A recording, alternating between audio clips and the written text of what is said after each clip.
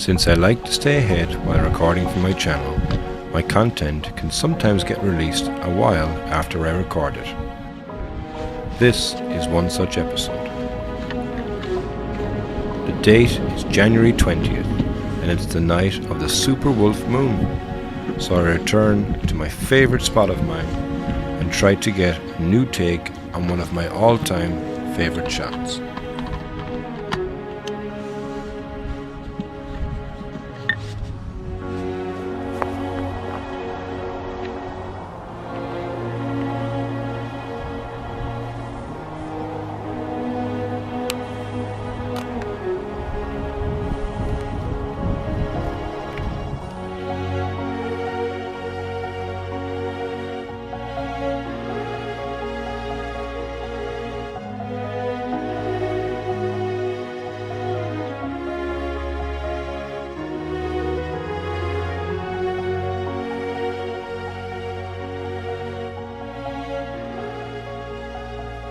Around 4 years ago, I came to this spot here to try and get a shot that basically proved quite elusive for a long period of time. Where I am is looking across at a old castle. It's called FOLLY Castle. Well, it's a FOLLY actually, but I call it FOLLY Castle anyway. But what I'm here for is the moon. So the moon is about to rise this evening. It's going to be a supermoon, I believe, so it's going to be closer to the Earth than normal, so it should appear bigger. And I'm going to shoot the photo where the moon is coming up right above the turret on the top of the castle as well there. It's a shot, like I said, that I've gotten before, but I want to try and get it again now, but albeit just in different conditions. When I did get it, it was in March, and now we're in January. So this, I believe, is called the wolf moon. So I believe it's supposed to be quite big, and obviously different parts of the year they got different names for the moon and the full moon and stuff like that. When you have got a full moon, it's always very good to be able to photograph it just before sunset, because it's more or less directly opposite from the sun. Now tomorrow is the full moon, but we're at 98% today. It's going to be pretty much there, but tomorrow then the moon will rise later. So the idea behind it is that the moon will rise here before sunset. So I'll start to see the moon coming up behind the castle, and the idea then is that the castle itself still gets some light from the sun. The moon will light up as well in the sunrise or sunset glow and sunset colour. And the only real thing now that's missing is cloud.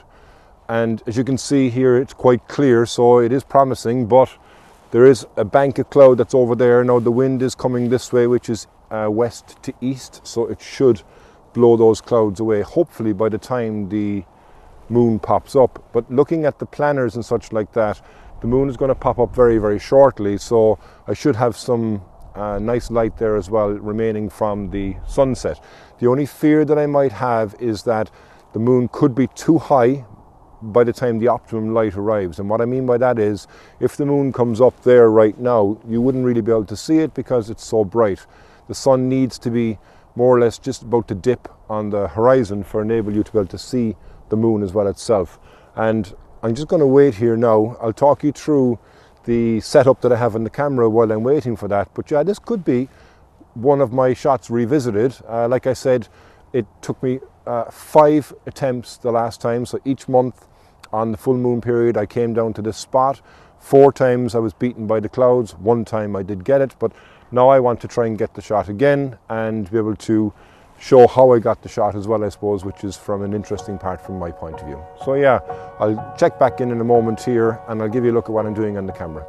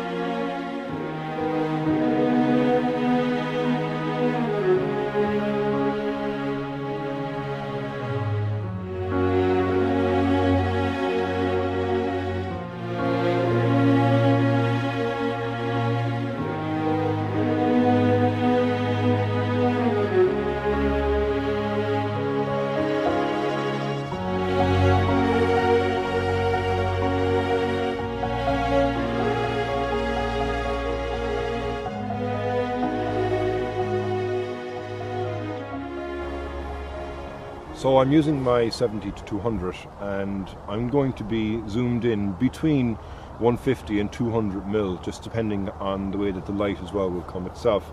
I have the camera in a portrait orientation because just to the left hand side in the field of view you can see some industrial buildings that are in the distance, and I don't really want to have those in my shot.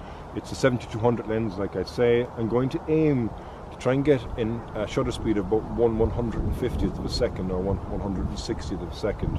That should be quick enough to get the shot without any movement in the moon, but to keep it sharp.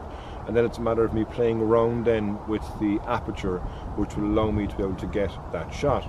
I'm also using a remote release. Now I'm not using my completely wireless remote. Unfortunately batteries are gone. I forgot to bring batteries, but I always bring the spare with me as well, which is the wired version.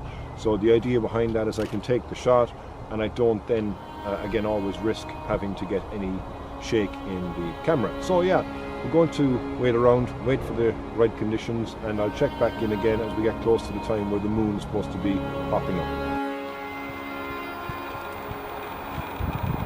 As you can see here, I have missed the best positioning for the moon because there was clouds on the horizon, but I've managed to get it now just popped up above the clouds that are there, and it does really work. It looks like a great shot as well.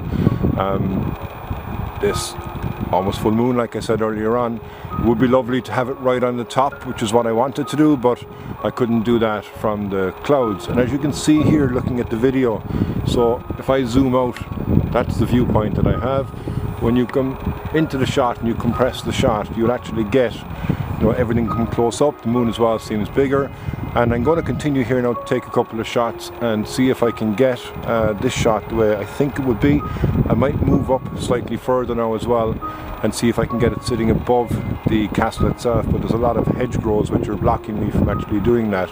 But yeah, there's my shot now anyway, and there's a bit of cloud now going right in front of the moon, so that's going to block that, so I don't want to get that shot, but I'll wait for that cloud to go away. Get a nice bit of a framing, I think, actually, of the clouds that are above it. But yeah, this is exactly what I wanted to happen, but unfortunately clouds almost won, but I still get some bit of a nice shot, I think.